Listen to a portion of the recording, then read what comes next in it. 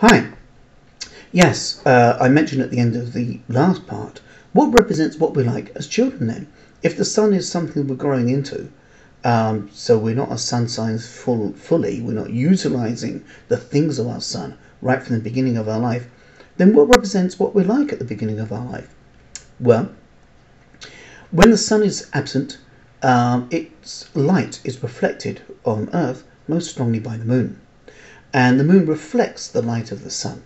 Likewise, when we're born, we reflect our early immediate environment. Fox cubs make little dens. Lion cubs will drag a piece of carcass along the floor. Mum says, "Don't bloody swear." We go, "Right, got it. Ha, I won't bloody swear." "Don't smoke." "All right, no problem. I won't smoke." We copy our parents because we are very small and they are very big. They're 8 times our size. 8 times our size. Right? Now, just from a Darwinian kind of survival perspective, an evolutionary psychologist would say, if you're really small and something is 8 times your size and you have a desire to survive, then hanging out with these people 8 times your size and doing what they do will increase your possibility of surviving. So as babies, we don't just watch what our parents do, we copy it, we replicate it. So if a parent says, "Oh yeah, I'm fine," and there's something about that tone that sounds painful. Sounds like something's got its foot caught. So we go, okay, right. I observe that this parent says the words "they are fine," but in actual fact conveys the emotion of pain. Got it. That's the way to survive. I will do the same. So then for the rest of my life, when someone says, "How are you doing?" even if I'm having the worst crisis in the world, I go, "Oh yeah, I'm alright." Because by replicating those things, I increase my chance of survival. So I can be 8 times my size. It's a good strategy. It works very well. It's worked well for human beings for about 1 million or so years. We are we're very successful as a species. We've got very small claws and very small teeth. We're vulnerable, fragile, delicate little things, really. But the one thing we have is something here. And this means that we can somehow have dominion over virtually everything else, even wipe everything else out. We have intellect. Whether or not we have wisdom or not is another thing, but we certainly have intellect. And a part of our intellectual capacity is this ability to copy and replicate, and we're very, very good at it. So astrologers can look at the astrological moon, or the moon in the person's birth chart, and get inferences or indications from the conditions of the moon as to what types of conditions the baby would have experienced in the formative years of life. And by describing those conditions, we can then begin to project what type of things may roll on. For example, if a person has moon in an air sign, air needs to circulate, air needs space, right? So moon in an air sign, whether it's Aquarius or Gemini or Libra, suggests that the baby experienced the first 3 years of life with a sense of space. And what does that mean, to have a sense of space?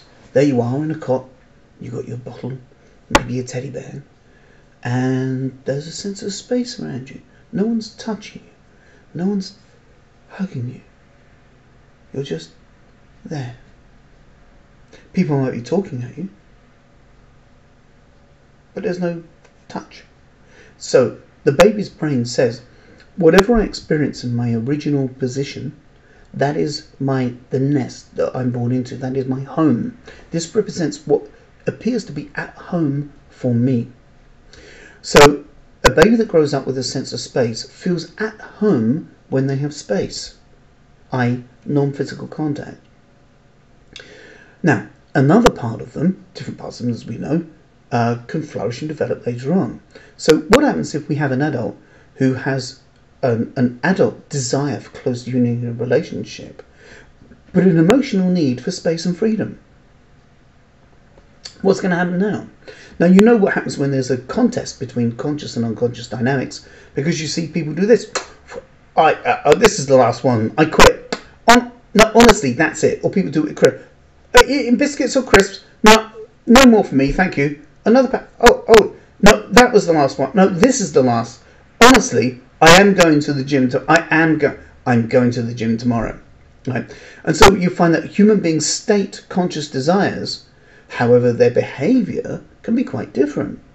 And that's because their conscious mind isn't the same thing as their unconscious. And the unconscious dynamics are instilled and largely constructed in the first 3 years of life. It is changeable later. When approached in certain ways, you can reconfigure the unconscious dynamics, right? We're not stuck with this fate of our origins. However, unless we attend to them, they just roll along. So, it is possible to have a human being who has a conscious desire for close union relationship, but an unconscious need for space and freedom. So what happens then? How can they get both of those things to happen at the same time? How can you have closeness and space in the same place? What do? Do you have perpetual romances? So you form romantic liaisons with people but never get to move in? Or do you attract people who are committed to someone else or won't give you commitment for whatever reason? Now, we live in a civic society, a post-Dickensian world, where most people kind of had these notions, or overhanging notions, that you should meet, pair up, fall in love and stay together forever. But a lot of people don't fit within that frame. And so because they don't fit within the civic frame, they then decide, rather than saying, hey, I'm a unique individual, they then say, oh, there's something wrong with me. It's a bit like a zebra in a field next to a group of horses. They go, oh, I'm all stripy. They're not stripy. Must be something wrong with me because I'm stripy. No. The zebra is a brilliant zebra for being stripy. Its stripiness is fantastic. And that's what astrology starts to do or help people with, is we look at individuals for what they are and find the value in what they are. So that instead of a person who has an emotional need for space feeling as if there's something wrong with them because they don't fit with some kind of rigid civic notion of meeting, grouping and pairing up, they actually find that there's a value in how they are. So, and because they can then understand a little bit of the dynamic, so I had space when I was a kid, so now I've got an emotional need for space. Right. So when they can find other people with the same necessity, now you have two people who both have an emotional need for space. Fantastic. So they can live in adjacent towns and visit each other romantically. Or even if they do get a house, he lives in the east wing, she lives in the west wing, and then they just fight whoever has the key to the door in the middle. But at least they understand each other's need for space and freedom, so that when one person says, I'm a bit overwhelmed and suffocated, I need to back off, the other one doesn't go into an abandonment thing. They understand they need space, therefore they're not abandoning me, they're just living out their own kind of issues, and that's fine. And being able to understand something like that is a part of what loving is, So yes, so an astrological chart that explains these different proclivities within people can be very useful, and more about this in a moment.